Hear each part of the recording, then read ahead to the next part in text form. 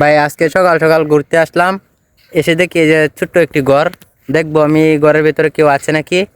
আমি ঘরের ভিতরে যাচ্ছি, रुको जरा सबर करो। দেখি ঘরের ভিতরে কেউ আছে নাকি। অনেক সুন্দর একটি ঘর দেখতে, ভাই মনটা একদম জুড়িয়ে গেল।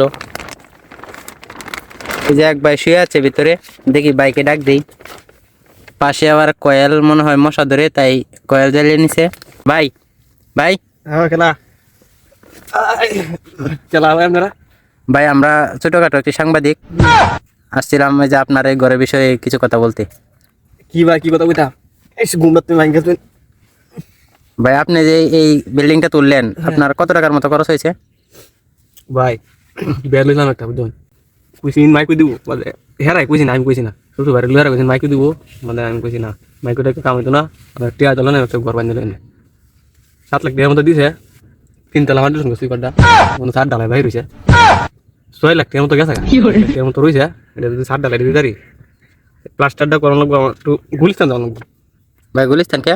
গুলিস্তান না গেলে তো আমার প্লাস্টারটা করা হইতেছে না কিন্তু আছে পার্টি তাহলে দ্রু তালের কথা কি জানি কোথাছিলেন?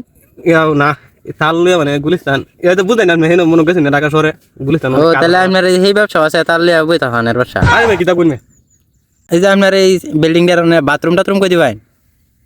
জায়গা দেওয়া যায় অল্প স্বল্প। ভাই হিন্দে একটু জংলা হারি আপাতত জংলা মানে গিয়ে বাথরুম টাথরুম হারি গুলিস্তান আয়া হরে বাথরুম এটা করো নাকি জান গে ভাই জান গে আমাদের তো কোয়ার্টার নিলে আপনার 2 লাখ টাকা